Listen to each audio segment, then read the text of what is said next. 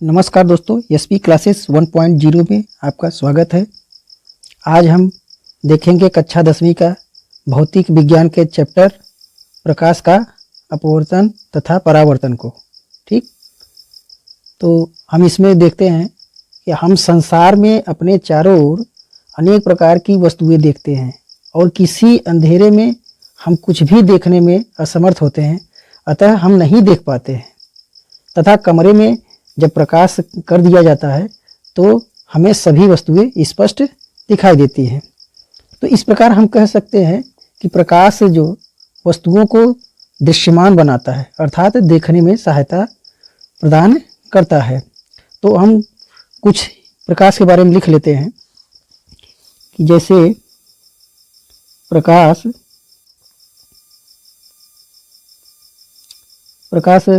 एक प्रकार की क्या है, ऊर्जा है। पॉइंट के रूप में हम लिख लेते हैं, प्रकाश क्या है, एक प्रकार की ऊर्जा है। प्रकाश एक प्रकार की ऊर्जा है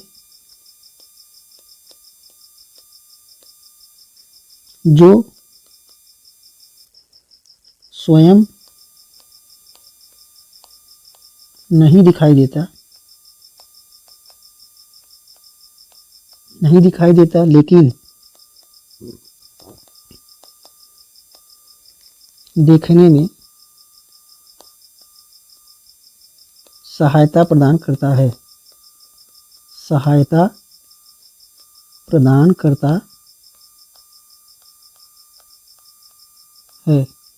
लगती है। अब प्रकाश से संबंधित कुछ घटनाएं देख लेते हैं। प्रकाश से संबंधित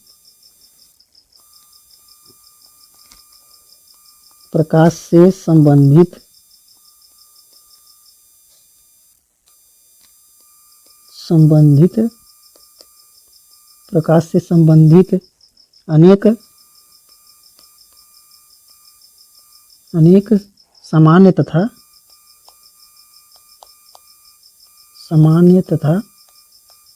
अद्भुत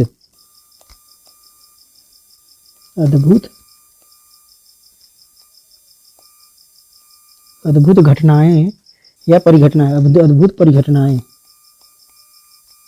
परिघटनाएं क्या होती हैं। जैसे परिघटनाएं हम देख लेते हैं, जैसे दर्पणों द्वारा प्रतिबिंब का बनना। स्याही चेंज कर लेते हैं। दर्पणों द्वारा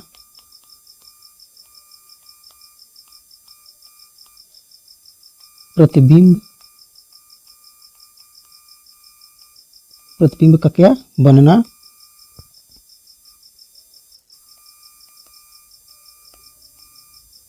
कामा आगे है तारों का टिमटिमाना। तारों का क्या करना, टिमटिमाना। ये सब प्रकाशीय घटनाएं हैं। टिमटिमाना। इंद्रधनुष के सुंदर रंग। इंद्रधनुष के सुंदर रंग सब प्रकाशीय घटनाओं का खेल है। सुंदर रंग। किसी माध्यम द्वारा प्रकाश मोड़ना। किसी माध्यम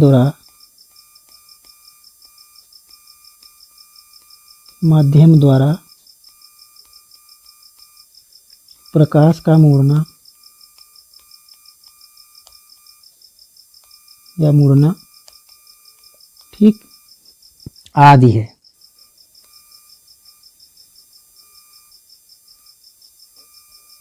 आदि घटनाएं होती हैं। इसके बाद हम देख लेते हैं प्रकाश क्या करता है। सीधी रेखा में गमन करता प्रतीत होता है। इसे हम समझने के लिए एक उदाहरण लेते हैं कि जब हम किसी छोटे प्रकाश स्रोत के सामने कोई अपारदर्शी वस्तु रखते हैं तो उसकी छाया प्राप्त होती है।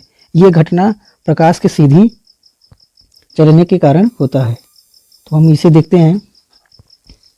प्रकाश क्या करता है, सीधी रेखा में चलता है। सीधी रेखा को हम सरल रेखा भी कहते हैं।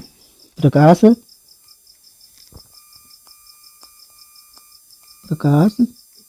सरल रेखा, सरल को सीधी कहेंगे, सीधी, सरल मतलब सीधा होता है, हाँ सीधा, ठीक। सरल रेखा में गमन, गमन मतलब चलना, गमन करता प्रतीत होता है, ठीक। गमन करता क्या होता है? प्रतीत होता है। अब इससे हम एक उदाहरण से समझते हैं। जैसे उदाहरण क्या होगा, इसे समझने के लिए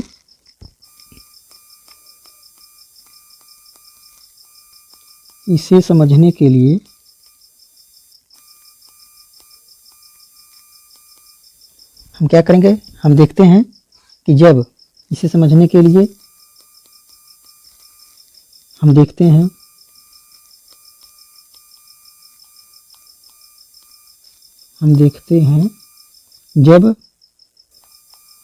हैं कि जब किसी छोटे प्रकाश स्रोत, जब किसी छोटे प्रकाश स्रोत के सामने, या हाँ प्रकाश स्रोत के क्या करेंगे, सामने कोई अपारदर्शी, अपारदर्शी मतलब जिससे प्रकाश आर पार न जा सके, अपारदर्शी वस्तु रखते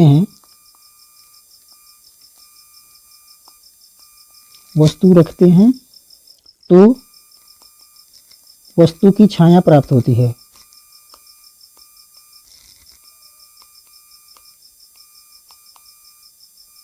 छाया प्राप्त होती है। तो इससे क्या स्पष्ट होता है कि प्रकाश सीधी रेखा में ही सिर्फ गमन करती है। अगर सीधी रेखा में न चलती तो मुड़ के क्रॉस कर सकती थी, तो छाया नहीं बनता। इसे हम देख लेते हैं, ठीक है। मान लीजिए हमारा क्या है, मोमबत्ती जल रही है, ठीक है। हमारा क्या जल रहा है, मोमबत्ती जल रहा है। अब बीच में हमने कोई सामान रख दिया, कोई हमने, ये छोटा प्रकाश किरण है, हम कोई सामान रख दिया। अब यहाँ पे मान लीजिए कोई दीवार है, ठीक है। यहाँ पे मान लीजिए कोई दीवार है, ऐसे कोई दीवार है, तो इसका जो है प्रतिबिंब यहाँ पर प्राप्त होगा। ये जो छाया होगा यहाँ पर प्राप्त होता है। ये हमारी मोमबत्ती जल रही है, इससे प्रकाश जाएगा तो इसकी छाया यहाँ प्राप्त होगी, ओके। तो इससे क्या होगा कि ये जब छोटा जो प्रकाश स्रोत है, तो ये क्या करते हैं, जब हम ऐसे देखते हैं तो ये यहाँ पर छाया दीवार पर प्राप्त होती है, ओके। ये हमारा क्या है, ये हमारा क्या है, प्रकाश स्रोत है, प्रकाश स्रोत है। और ये क्या है, अपारदर्शी वस्तु, अपारदर्शी वस्तु। और ये क्या है, वस्तु की छाया, वस्तु की छाया, ओके। आगे हम देखते हैं ये क्या होगी, वस्तु की छाया। आगे होते हैं जब प्रकाश के पथ में कोई छोटी, अब ये उदाहरण से देखते हैं, जब प्रकाश के पथ में कोई छोटी, मतलब बहुत छोटी अपारदर्शी वस्तु रखी जाती है, तो प्रकाश सरल रेखा में चलने के बजाय इसके किनारों पर थोड़ा मुड़ जाती है। तो ये जो प्रभाव है प्रभु इस प्रकाश का, तो इसको हम क्या कहेंगे, विवर्तन कहते हैं, ठीक है। इसको हम लिख लेते हैं, इसको हम लिख लेते हैं। जब प्रकाश के पथ में, जब प्रकाश के पथ में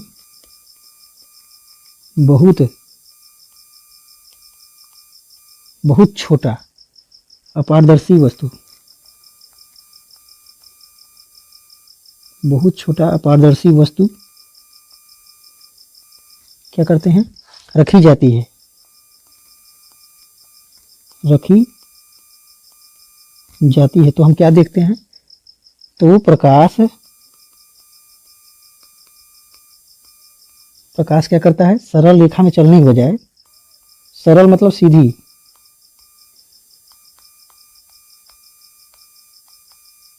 सरल रेखा में चलने के बजाय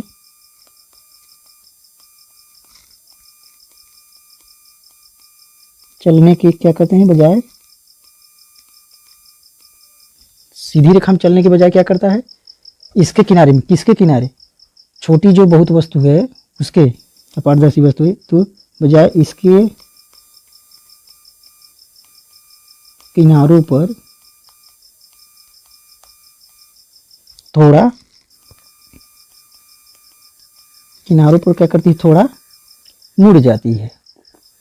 ठीक है, किनारों पे क्या करेगी, थोड़ा मुड़ जाती है, किनारे पे थोड़ा क्या करती है, मुड़ जाती है। इस प्रभाव का, इस जो प्रभाव है, इस प्रभाव को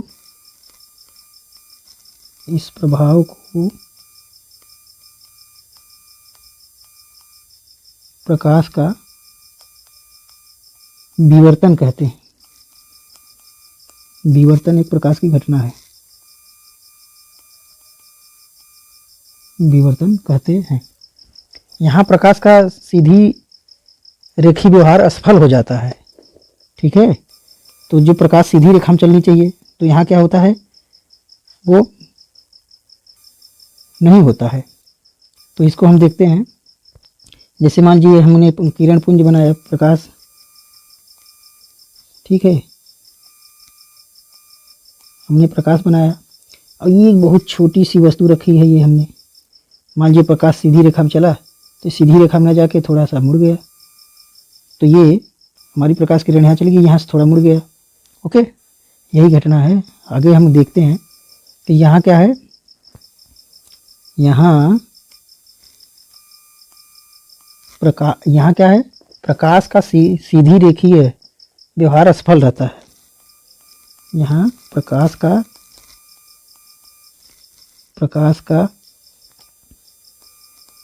सरल रेखीय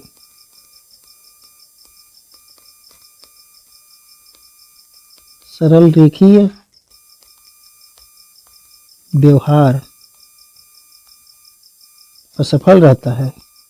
जाना चाहिए सीधी रेखा में, लेकिन सीधी रेखा में नहीं जाती, असफल रहता है।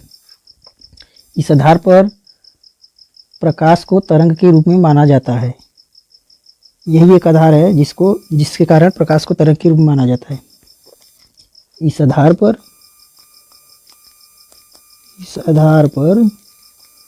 प्रकाश को तरंग, इस आधार पर प्रकाश को, यहाँ को रहेगा, प्रकाश को तरंग के रूप में माना जाता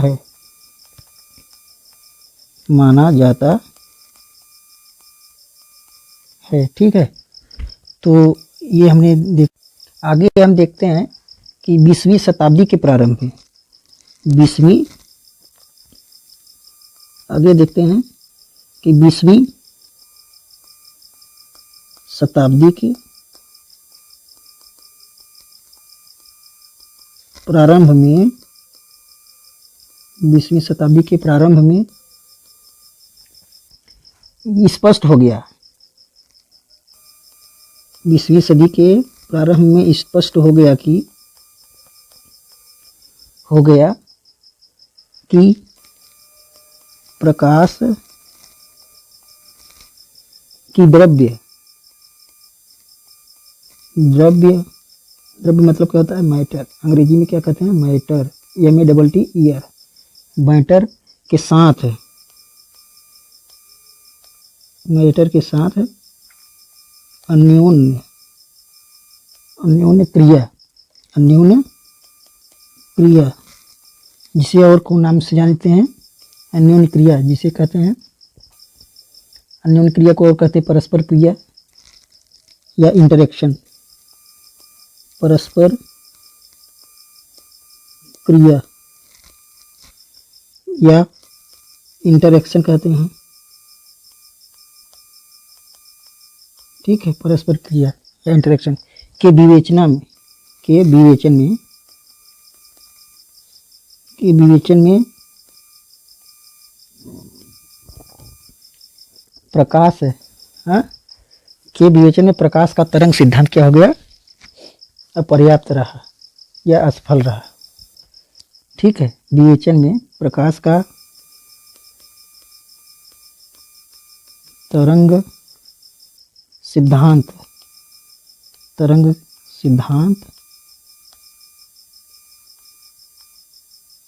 प्रकाश का तरंग सिद्धांत क्या हुआ,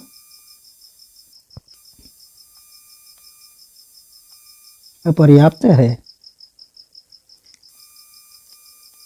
क्या है, अपर्याप्त है तथा क्या है, वर्षों से चली आ रही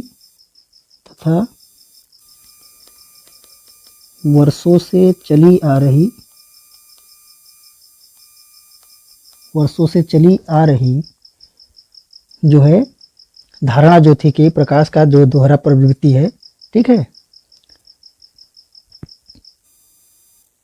तथा वर्षों से चली आ रही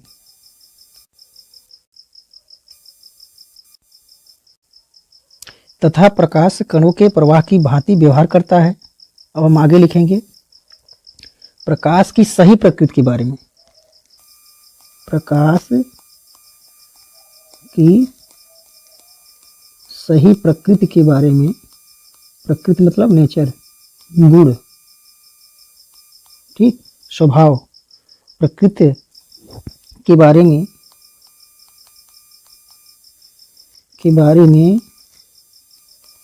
क्या है, यह उलझन कुछ वर्षों तक चलती रही।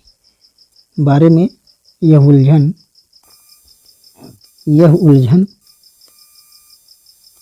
ठीक है, प्रकाश की सही प्रकृति के बारे में यह उलझन कुछ वर्षों तक चलती रही।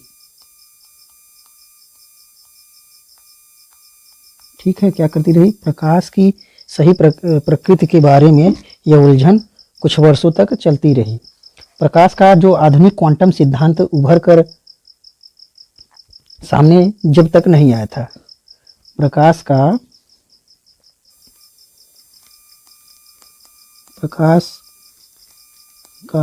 आधुनिक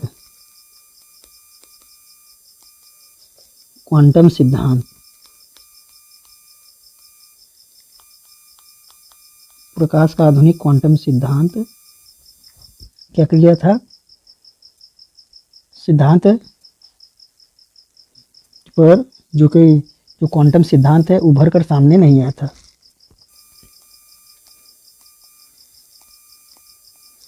सामने नहीं आया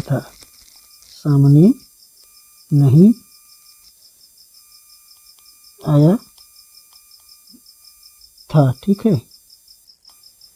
तो ये हमने देखा कि ये काफ़ी दिनों तक उलझन रही कि प्रकाश तरंग है, कण है, ये सभी उलझने जो है बनी रही जब तक कि हमारा आधुनिक क्वांटम सिद्धांत नहीं आ गया।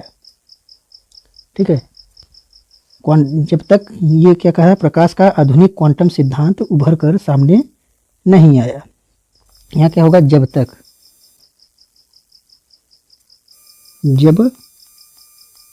तक प्रकाश का आधुनिक क्वांटम सिद्धांत उभर कर सामने नहीं आया।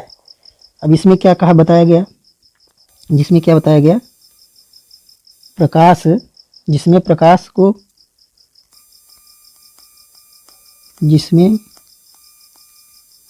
को न तो तरंग न ही कण के रूप में माना गया। ठीक है, इस सिद्धांत में प्रकाश के कण संबंधी गुणों तथा तरंग के बीच समन्वय स्थापित किया। ठीक है। इस सिद्धांत ने इस सिद्धांत ने प्रकाश के कण संबंधी गुणों, प्रकाश के कण संबंधी गुणों और तरंग प्रकृति के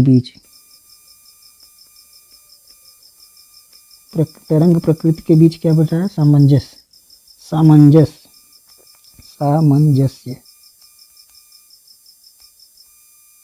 सामंजस्य से अंग्रेजी में क्या कहेंगे?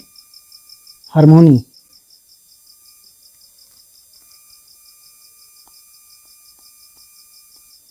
सामंजस्य मतलब समरसता होता है यहाँ, समरसता,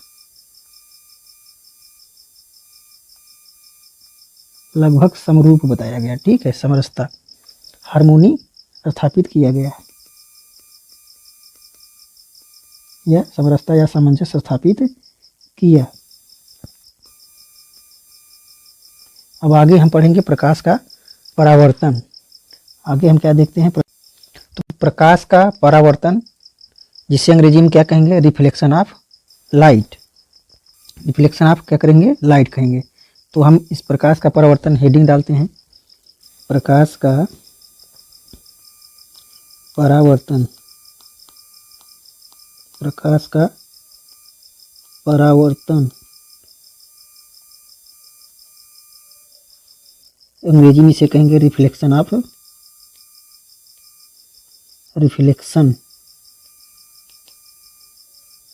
लाइट, ठीक है। इसे क्या कहेंगे? Reflection of light, okay. इसे हम क्या कहेंगे? रिफ्लेक्शन ऑफ लाइट, ठीक। इसके बारे में हम देख लेते हैं। जब प्रकाश किरण किसी चिकने सतह पर पड़ता है तो प्रकाश जो है चिकने सतह से परावर्तित होकर उसी माध्यम में वापस लौट जाता है। तो हम इसको लिख लेते हैं, प्रकाश का परावर्तन। जब प्रकाश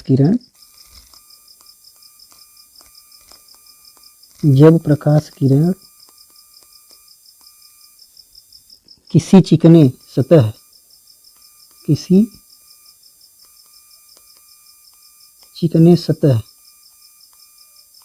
सतह कैसा रहेगा? सतह ऐसा सतह जिसके एक तरफ उच्च कोटि का पॉलिश किया गया हो, ठीक है। चिकने सतह पर पड़ता है तो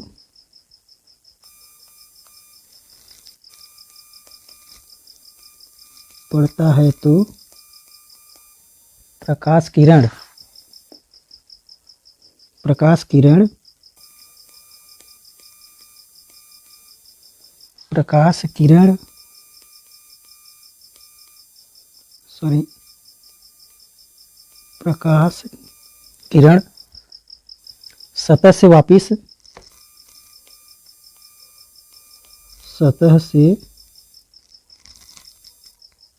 वापस उसी माध्यम में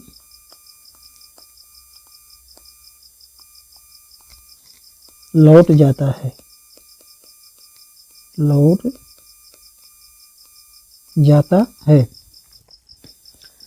प्रकाश की इस घटना को प्रकाश का परावर्तन कहते हैं। प्रकाश की इस घटना को प्रकाश का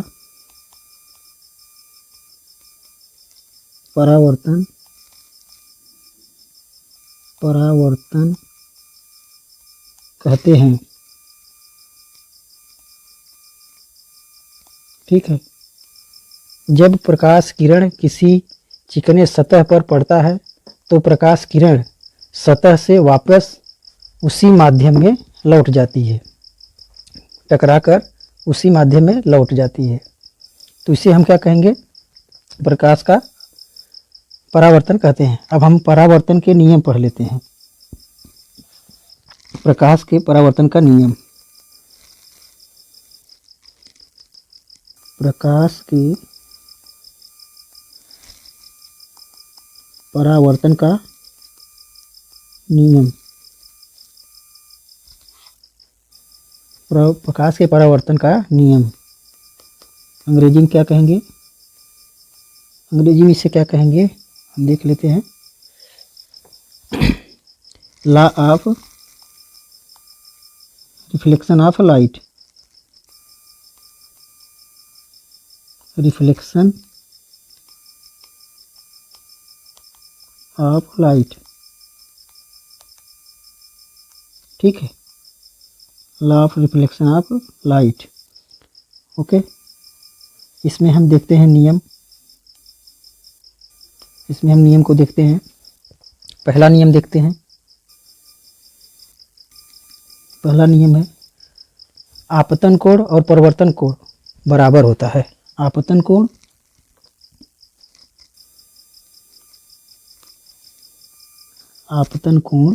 और परावर्तन कोण क्या होता है? बराबर होता है। आपतन कोण और परावर्तन कोण। आपतन कोण और परावर्तन कोण बराबर होता है।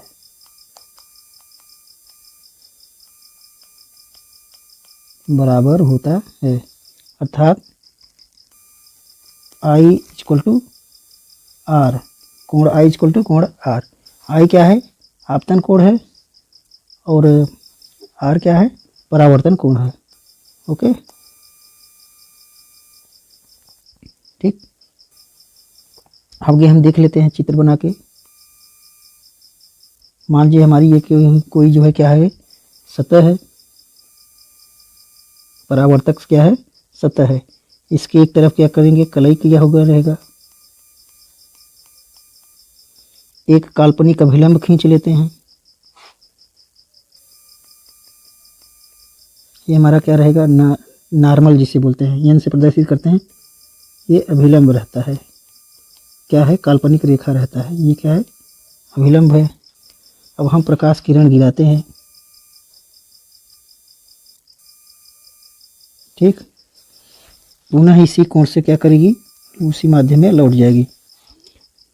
तो यह हमारा प्रकाश किरण गिरी, यहाँ से परावर्तित हो गए। ये हमारा क्या हो जाएगा? आपतन बिंदु। ये हमारी आई हो गई। ये हमारा क्या हो गया? आर हो गया। ये आपतित किरण हो गई। आपतित, ये आपतित किरण हो गई। ये परावर्तित किरण हो गई। कौन सी किरण हो गई? परावर्तित किरण। ठीक, ये हमारा क्या है? आपतन बिंदु। ये क्या कहलाएगा? आपतन बिंदु। ठीक, अब तो समझ में आ गया होगा। ये हमारा अभिलंब है। ठीक है, यहाँ क्या हो जाएगा? परावर्तित किरण। ठीक है, ये हमारा अभिलंब है जो कि काल्पनिक रहता है। ये हमारा रिफ्लेक्टर है। रिफ्लेक्टर ये परावर्तक सतह का कार्य करेगा। रिफ्लेक्टर है। Reflector surface. सरफेस मतलब सतह। ओके, तो आगे हम देखते हैं दूसरा नियम। ये हमारा इंसिडेंट रे कहा जाता है, इसलिए आई है कोण और ये क्या है? आर है। आर मतलब रिफ्लेक्टेड एंगल। ठीक, आगे इसको बेहतर से समझा जाएगा। फिलहाल हम नियम नंबर 2 देखते हैं। नियम नंबर 2 में क्या है? आपतित किरण दर्पण के आपतन बिंदु पर अभिलंब तथा परावर्तित किरण सभी क्या होते हैं, एक ही तल में होते हैं। आपतित किरण, आपतित किरण कमा दर्पण के आपतन बिंदु पर, दर्पण के आपतन बिंदु पर अभिलंब, दर्पण के आपतन बिंदु पर अभिलंब और परावर्तित किरण, परावर्तित किरण सभी एक ही तल में होते हैं। सभी कहाँ होते हैं, एक ही तल में होते हैं। जैसा कि हमने ऊपर देखा कि ये आपतित किरण, परावर्तित किरण और अभिलंब, आपतन बिंदु पर जो खींचा गया अभिलंब है, सभी क्या है, एक ही तल में होते हैं। आगे हम देख लेते हैं। अब यहाँ एक हम लिख लेते हैं नोट लिख लेते हैं, याद रखेंगे हम इसे। नोट में हम लिख लेते हैं, परावर्तन के नियम गोलीय पृष्ठों सहित सभी प्रकार के परावर्तक पृष्ठों के लिए लागू होता है। परावर्तन के नियम, परावर्तन के नियम गोलीय पृष्ठ सहित, गोलीय पृष्ठ सहित सभी प्रकार के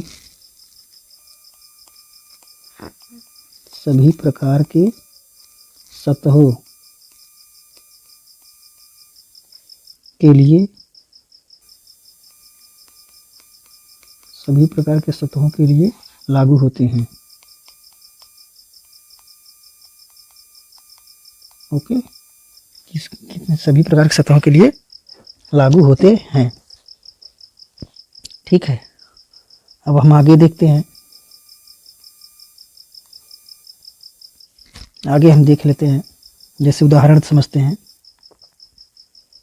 उदाहरण देखते हैं, कुछ क्रियाकलाप है तो उसे देखते हैं। जैसे चमकदार चम्मच का,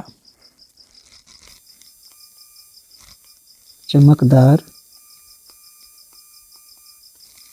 चम्मच का वक्रित पृष्ठ, वक्रित माने घुमावदार, वक्रित पृष्ठ एक किसका कार्य करता है, एक वक्रित दर्पण, एक वक्रित दर्पण की भांति कार्य करता है।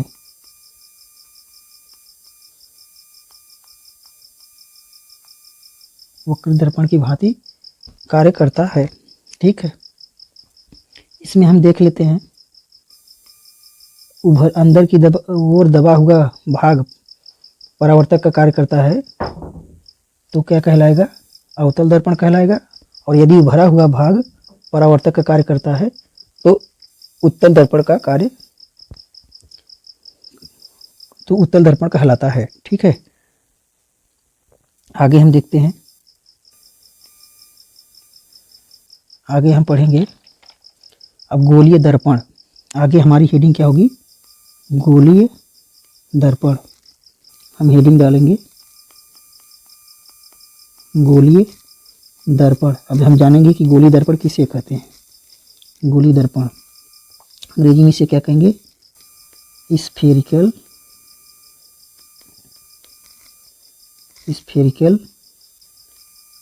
मिरर। इसे हम क्या कहेंगे अंग्रेजी में, स्फेरिकल मिरर। ठीक, इसे हम क्या कहेंगे, स्फेरिकल मिरर। ठीक, आगे हम पढ़ते हैं। इसमें को देखते हैं कि किसे हम जो है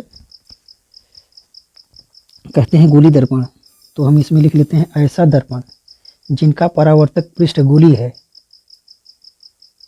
तो ये क्या कहलाएगा, गोली दर्पण कहलाएगा। ऐसा पृष्ठ, ऐसा दर्पण, ऐसा दर्पण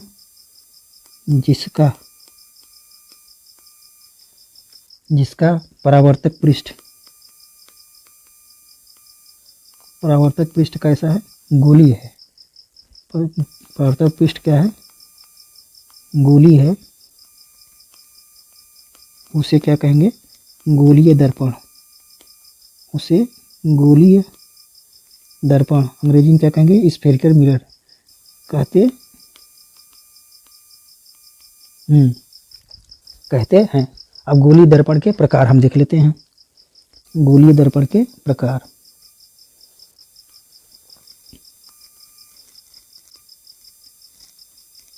गोलीय दर्पण के प्रकार। और गोलीय दर्पण कितने प्रकार के होते हैं, तो देखते हैं गोलीय दर्पण कितने प्रकार के होते हैं। पहला, 2 प्रकार के होते हैं गोलीय दर्पण, तो इसको हम अंग्रेजी में क्या कहेंगे, types of mirror. Types of mirror, okay. इसमें हम पहला देखेंगे, ये 2 प्रकार के होते हैं। पहला अवतल दर्पण,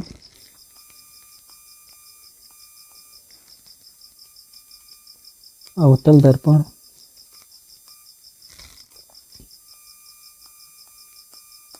अवतल दर्पण अंग्रेजी में क्या कहेंगे, concave lens. Concave lens, sorry lens नहीं, मिरर, कॉनकेव मिरर। अवतल दर्पण क्या कहलाएगा, कॉनकेव। केव मतलब गुफा होता है, गुफा मतलब अंदर की तरफ खोखला होता है। तो जब अंदर की तरफ दबा हुआ भाग परावर्तक का कार्य करेगा तो अवतल दर्पण कहलाता है। ठीक है, दूसरा नंबर हम देख लेते हैं, उत्तल दर्पण। उत्तल दर्पण, उत्तल का मतलब होता है उभरा हुआ, और इसको अंग्रेजी में क्या कहेंगे, कॉन्वेक्स मिरर। ठीक है, उत्तल मतलब उभरा हुआ।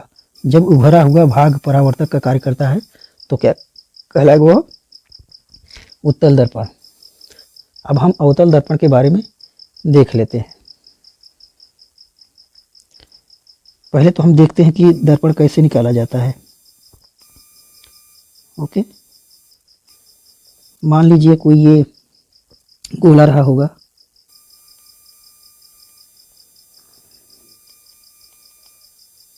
कोई मान लीजिए गोला रहा होगा,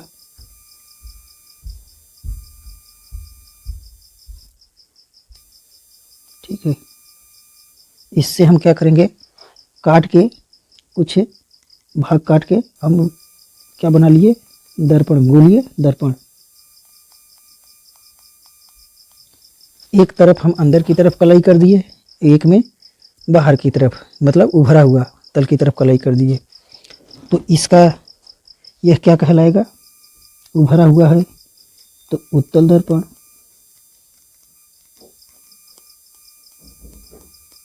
उभरा हुआ भाग है तो उत्तल दर्पण, और इसका जो है ये दबा हुआ भाग है तो ये अवतल दर्पण।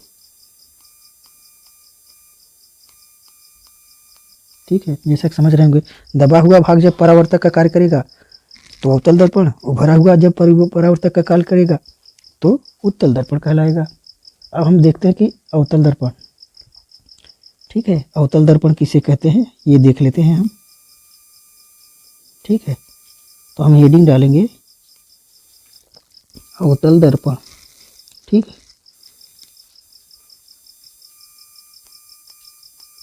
अवतल दर्पण, अवतल दर्पण हम देख लेते हैं।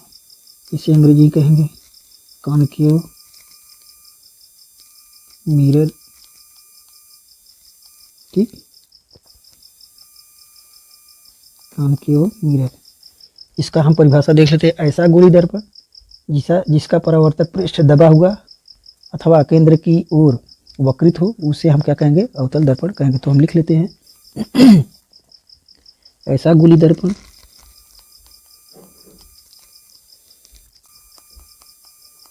ऐसा गोलीय दर्पण जिसका परावर्तक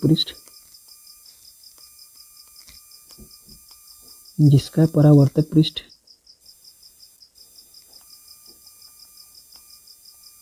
दबा हुआ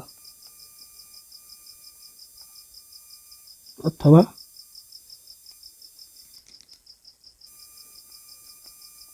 हो अथवा केंद्र की ओर वक्रित हो।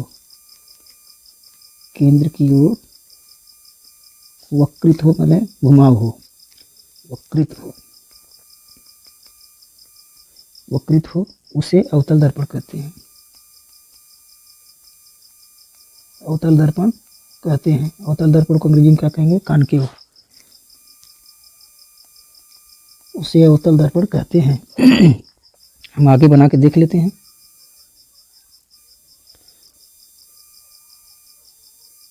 ये बाहर की तरफ हमने क्या कर दिया? कलई कर दिया। ठीक है, ये हमारा परावर्तक का कार्य करेगा।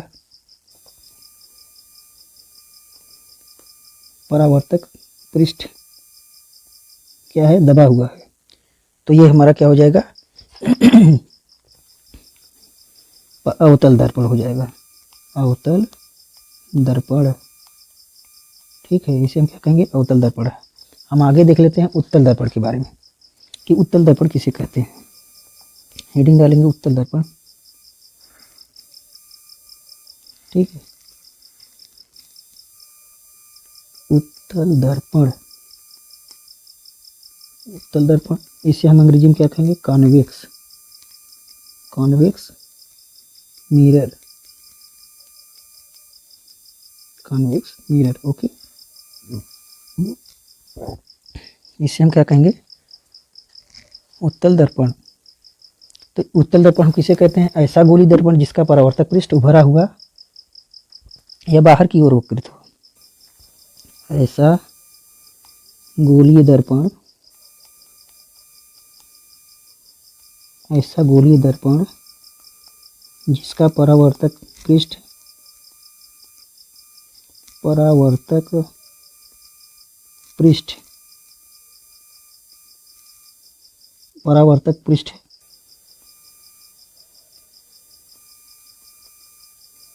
उभरा हुआ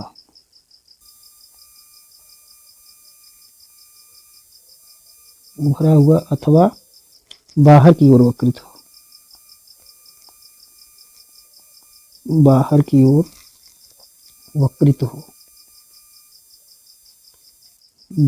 क्या हो? वक्रित हो।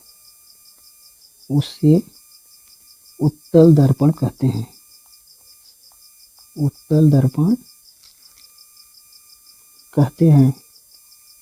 ठीक है, उत्तल दर्पण कहते हैं। आगे हम उत्तल दर्पण देख लेते हैं कैसा होता है। ठीक, तो हमने ये गोली दर्पण बनाया है, तो ये अंदर की तरफ भाग पे हम जब कलई कर देते हैं तो ये उभरा हुआ जो हमारा पृष्ठ है ये परावर्तक का कार्य करेगा। इसे हम क्या कहेंगे? परावर्तक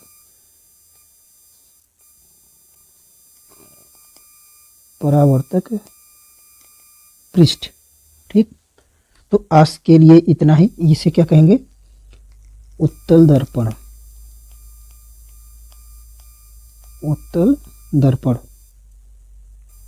ठीक, ये उत्तल दर्पण है। तो आज के लिए इतना ही। धन्यवाद।